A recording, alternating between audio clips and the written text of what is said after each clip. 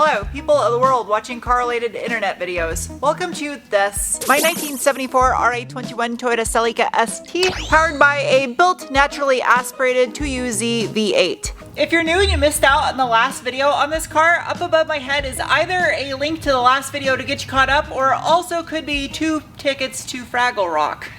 Being that last video took place primarily in the engine bay, I figured I'd keep right with it and knock this out until it's completely finished. The fabrication of the radiator and the oil filter housing are both now ready for final plumbing. These are a set of Sumitomo connectors, just like Toyota would use from the factory. It'll be down here. Fun piece of random useless information for you. Did you know that in the year 2000, a song that came out in the year 1977 was actually a newer song than a song today that came out in the year 2000? Hate that I have this stuck in my head.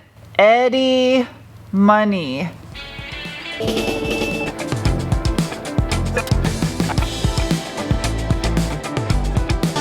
tickets to Fraggle Rock.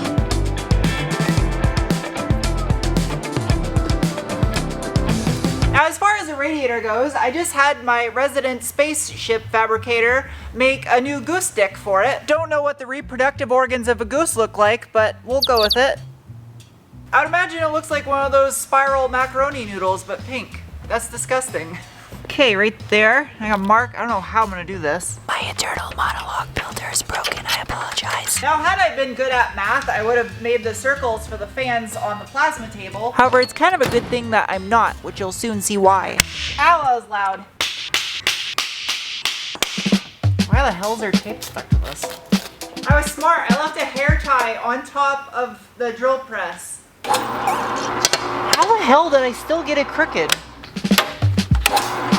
Just go very gently, so I don't bend it. Due to the fact that these cooling fan motors are not very heavy since they're brushless and the way that they are oriented on the back of the radiator, I don't need a ton of material around the bolt holes to attach this. I don't know how I'm gonna make the center. I wanted to bore out the center with my Dremel, but I think. My apologies for my head looking like a coconut that got kicked down a highway. I don't have the cutest ponytail hair. I almost feel like I need to do a science experiment one day with an actual coconut on an actual highway just to see what it looks like. They make machines that do this for you neater, but I think I can fix that.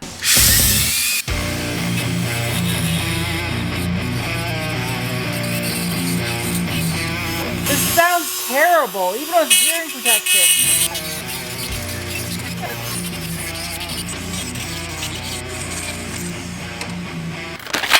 I'm not super in love with how this turned out. I lack the proper equipment to make an elliptical hole like that. Doing it how I did it works, but it's not the prettiest.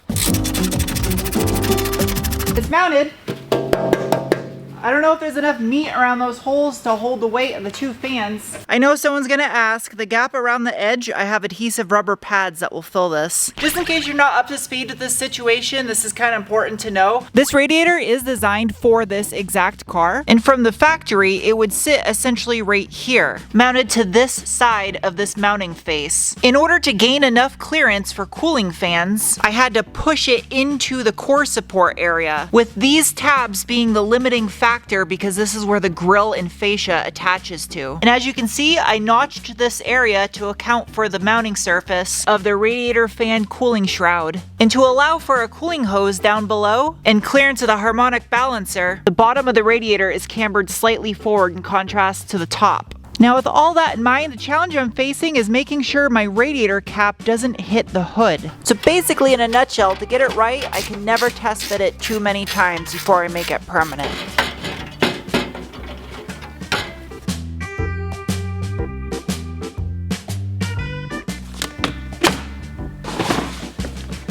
Yes. This is what I need. There is a critical part of this project that I have not finished yet, and is kind of important if I'm going to try to drive it. Kind of like a SEMA build right now. Look, it's got big brakes that do literally nothing. Oh, of course, you're just going to be one of those type of stickers. Oh, that's great. It's a good thing this is a machined surface. I can just slide a razor blade over it. Toy A86 Wolf. thread sealant smells like Fruit Loops. Not sure what a wilf is. Sounds kind of provocative.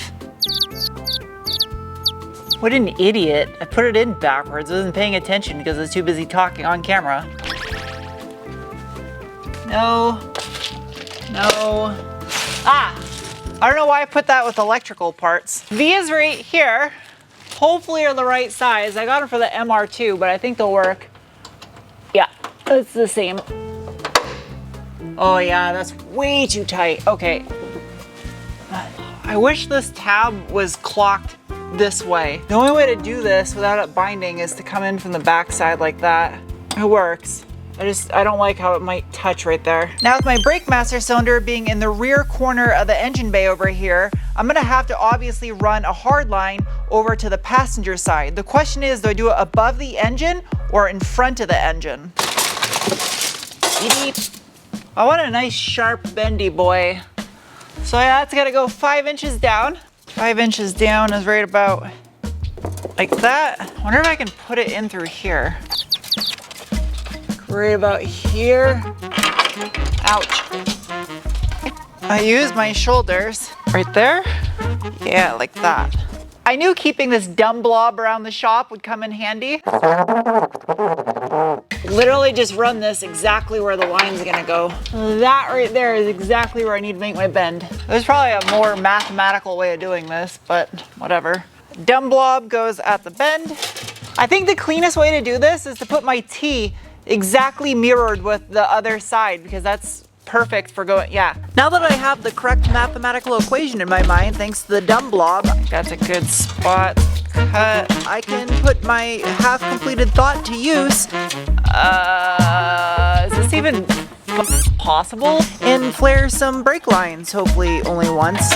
Even though I used cupronical brake lines on this car, which in itself is corrosion resistant, I want to go above and beyond. For instance, this area up here under the radiator core support, where I also subsequently have wiring and the oil line for the oil cooler, should be enough right there.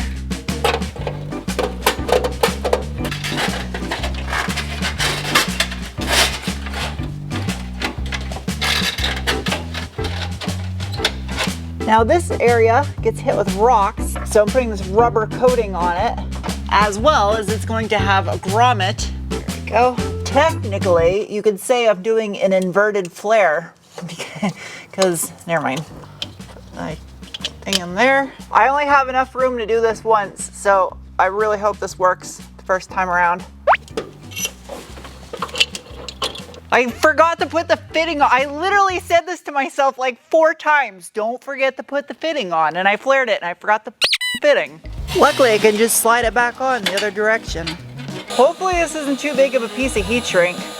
Find out. Apparently I didn't learn the first time by saying stuff like that. It's at least gonna protect this little portion of the line. That'll do. That looks good. That'll work. It's the following day, and da-da-da, by popular demand, version 2.0. And you're gonna have to figure out what the translation is on your own. In my mind, this is going to work. Last thing I wanna do is destroy the paint in my freshly painted engine bay. Hope I don't screw this up. Does anyone else have a habit of saying stuff like that before you go and do something that you really don't want to go wrong? I hope doctors don't do this. I feel like I took potentially 2 millimeter off of the sides, which is all I needed. I don't want a big air gap there because I have to fill it with rubber later. That's what he said. So let's see if this slides in there easier. That's again, never mind. Yeah, that's literally perfect right there, even with the shroud on it.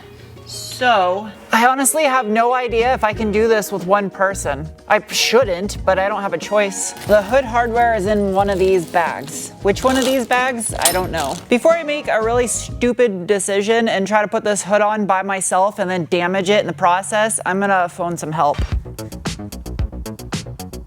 So hold it vertical.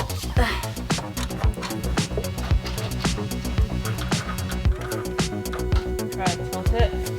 I'll get it close. Good. So those panel gaps are to the millimeter, dead on, all the way around. Thank you, Charlie, for your assistance. Mission accomplished. Start making some shapes. I need to see what my clearance looks like. How am I gonna see this unless I stick a camera under there? I need to make sure that radiator cap clears the bottom side of the hood. Yep, barely, but yep. I don't even know if I can slide the second fan in this way. Maybe. Okay. You want to talk about down to the wire? I'm literally millimeters of clearance everywhere to get these two fans in there. This is the tightest fit possible. Oh shit. This is gonna be real difficult. All I know is this upper fan has to go as high as possible. That gives me about 1 millimeter of clearance from the top coolant hose. It's quite literally almost impossible to get fans in here. And keep in mind, I was able to pull this off without majorly altering the firewall. There's only slight massaging in a couple spots to make it fit. In order for this to clear the accessory drive on the front of the engine, this is the only way that I can orient this, which is not symmetrical. While I am always a fan of symmetry, you see what I did there? It's not going to be possible in this situation, and that is fine because I want the most powerful cooling possible. Now, I'm doing 2 cooling fans instead of 1 large one because I get about 40% more CFM this way. A Sharpie doesn't fit, so I gotta use a robot Sharpie. That didn't make any sense whatsoever, but that's okay because neither do I. That should be enough. Now to carefully transcribe my scribe marks with a Sharpie, so that way I can cut perfectly circular shapes. One of the quickest ways you can screw up a custom cooling system is by being lazy and sloppy with the edges where air can leak past the fans. You don't want that to happen. If you have puller fans, you want to have a good suction of pulling the air through the radiator, or pusher fans, the opposite of what I just said. I can't get the fan flush against this because of the nut in the center that holds the blade on. So I'm just gonna put a quick hole in the middle. There.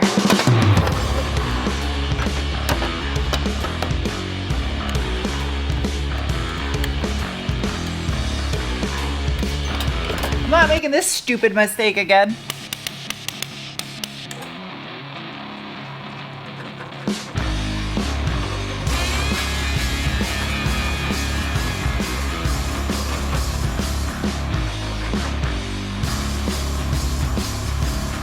I think that's way too small. For those of you that are unaware, this is one of my favorite fabricating tools called a nibbler. And it's not sponsored. I bought this one because just like the car, it's made in Japan.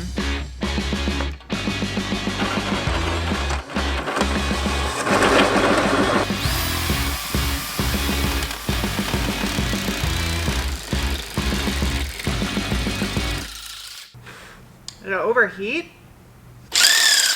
I know I'm gonna get about 50 comments telling me that I'm supposed to lubricate this thing. I know. I mean, I know now. That's why it's smoking. Wow, that looks way better. I just see it all over the place.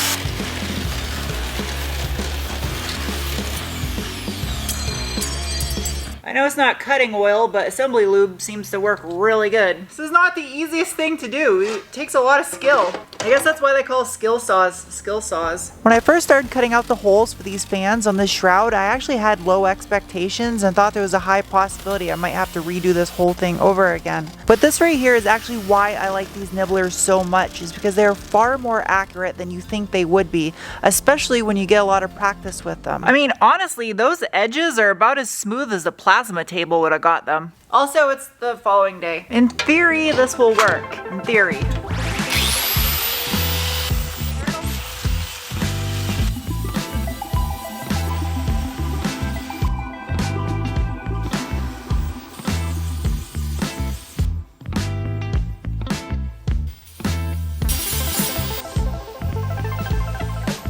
I didn't record it, but I did the edges around the outside of it too. So all of it's nice and smooth and rounded. It won't cut your hands anywhere, and that is super, super smooth. Downside is though, I had an oops. The finger sander got a little crazy at the Cheese Whiz. I tried fixing it by hand, but honestly I should just buzz it out with the DA. Must create grain. Man, this is tricky. I have to like literally go straight. I probably should not go back and forth, but this is faster. That's working. It's crazy how much of a difference brushing the aluminum will make in the overall look of it. And now this is gonna match the radiator absolutely perfectly. I inevitably am gonna get little scratches on this, so this is just a first pass. I'll do a final one when it's on its last assembly. Now, for those of you that know about cooling are probably wondering how this is gonna work efficiently with an inch of the fan hanging off the side of it. And this side is gonna get blocked off completely, so there will not be a leak for air to go around. I lucked out so hard that I had this hardware laying around. I don't think I have enough. No, I got enough for one. Still. At least I can test fit it. I have limited space inside the radiator, so I have to use cap head Allen. Yes, I'll do this backside even though no one's ever gonna see it. I have to get to the backside of the shroud to put the fans in to get to the hardware, but I can't put this assembly in the car all at once. It doesn't fit. Yeah, what? Drop it down. Okay, I can probably do one. I will call fan number 1 a success. You can see I have room down here for adjustment in the radiator position. Clearance by the fan motor and the pulley. I can get my hand in there, so that's plenty. Over here by the crank pulley, I got tons of room. Fan number 2, you can see how that extra inch that's protruding is blocked off. However, I need to create an angled spacer down here at the bottom. I must be smarter than the object I'm working with. If I do a really long bolt, move that out. Okay. You want to talk about close tolerances. It doesn't get any closer than that. And I cannot step the radiator out any further. It is already almost flush with the front lip. That is absolutely using every last millimeter of space I have to clear cooling fans, a radiator, behind the headlights and grille of that car. There is zero room for any more anything. And then I gotta plumb the lines to the oil cooler and mount it in front of the bottom half of the radiator right there. And then I should be able to close up the nose of the car, and that mission is accomplished. I haven't decided if the next video you see is gonna be on one of these guys back here, or if I'm gonna keep hustling on the Celica. I'm waiting on the airbox and the header to come back, so that way I can finish those up in the engine bay and make the last adjustments to the exhaust over the rear axle. But thank you guys for watching. I'll see you soon with another video. Bye!